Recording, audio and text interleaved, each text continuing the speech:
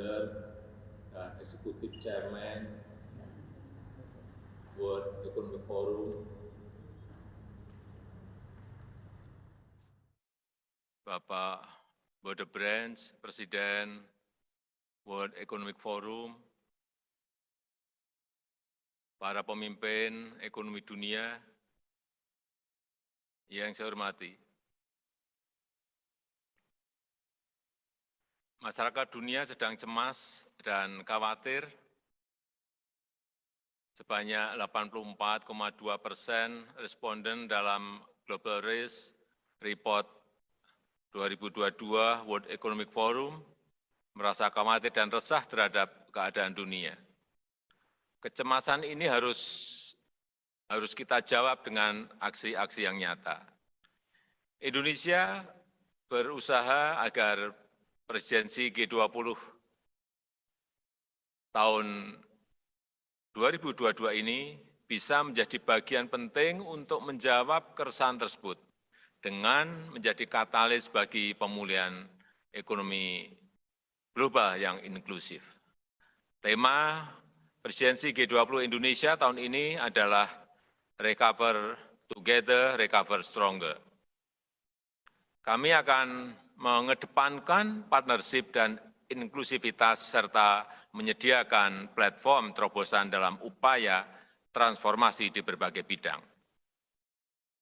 Presidensi G20 Indonesia fokus pada 3 prioritas utama yang sejalan dengan prioritas nasional dan kondisi global, yaitu pertama, menata kembali arsitektur kesehatan global agar lebih inklusif dan tanggap terhadap krisis. Produksi vaksin ditingkatkan dengan distribusi yang merata, investasi dan pendanaan yang dibutuhkan harus dapat dimobilisasi secara cepat. Upaya untuk mencegah krisis selanjutnya. Yang kedua, optimalisasi teknologi digital untuk transformasi ekonomi. Dampaknya harus dirasakan oleh masyarakat, terutama oleh UMKM. Literasi dan kemampuan digital masyarakat harus ditingkatkan. Keamanan data harus tetap dijaga. Yang ketiga, transisi energi yang lebih ramah lingkungan. Kita perlu menyediakan teknologi dan pendanaan. Melalui teknologi, mampu mendorong produksi berbasis ekonomi hijau. 3 prioritas tersebut merupakan kesempatan dan peluang investasi yang perlu kita manfaatkan secara optimal. Presidensi G20 Indonesia harus memberikan dampak konkret bagi pemulihan dan pertumbuhan ekonomi nasional. Manfaatnya juga harus dirasakan bagi masyarakat luas. Kita ingin manfaatkan kerjasama G20 untuk meningkatkan perdagangan, meningkatkan industrialisasi, meningkatkan penguasaan teknologi di Indonesia dan dunia. Para pemimpin ekonomi dunia yang saya hormati, saya mengundang seluruh pemimpin ekonomi dunia untuk berkontribusi pada presidensi G20 untuk memastikan pemulihan global yang lebih kuat, yang lebih inklusif,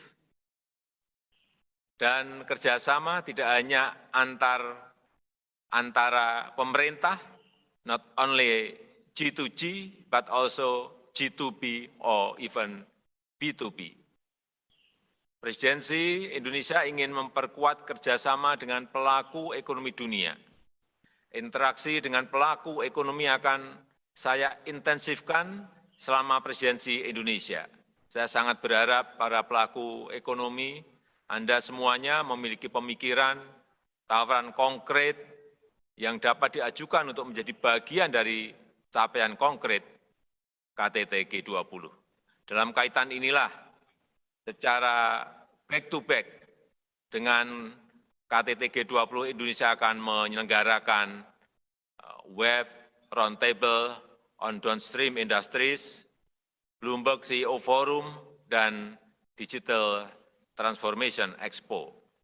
Sekali lagi, saya mengundang sektor swasta untuk mengidentifikasi kontribusi nyata yang dapat diberikan di 3 sektor prioritas: kesehatan, digital, dan transisi energi. Berbagai komitmen tersebut akan dimasukkan dalam G20 Action for Strong and Inclusive Recovery. Para pemimpin ekonomi dunia yang saya hormati, di lingkup domestik Indonesia menjadikan masa pandemi ini sebagai masa berbenah diri, meletakkan dasar-dasar baru bagi pertumbuhan yang lebih kuat dan berkelanjutan. Kami terus mereformasi struktur ekonomi kami, memperbaiki iklim bisnis, memperbaiki iklim investasi. Kami telah memperbaiki ekosistem investasi, mempermudah perizinan, memberikan kepastian hukum, dan memberikan insentif khusus bagi sektor-sektor investasi prioritas.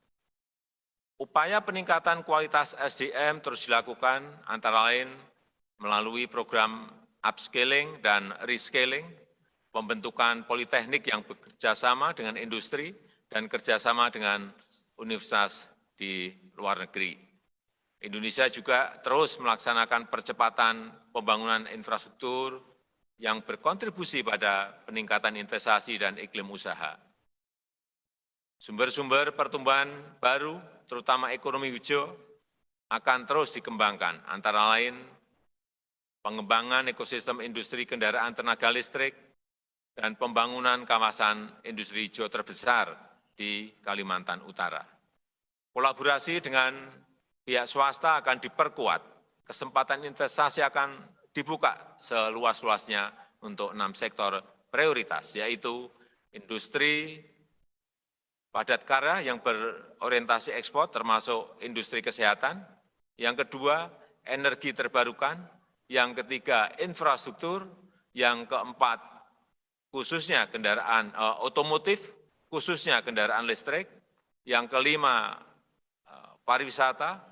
Dan yang keenam, pertambangan yang memiliki nilai tambah. Sejumlah prioritas pembangunan juga telah ditetapkan, di antaranya peningkatan produksi pangan melalui pengembangan food estate, penerapan konsep pembangunan rendah karbon, transformasi menuju ekonomi digital melalui perluasan pemerataan serta peningkatan kualitas infrastruktur dan layanan digital. Saya mengajak para pemangku kepentingan dalam forum ini untuk bermitra dengan Indonesia, maju bersama, tumbuh bersama. Terima kasih, Prof.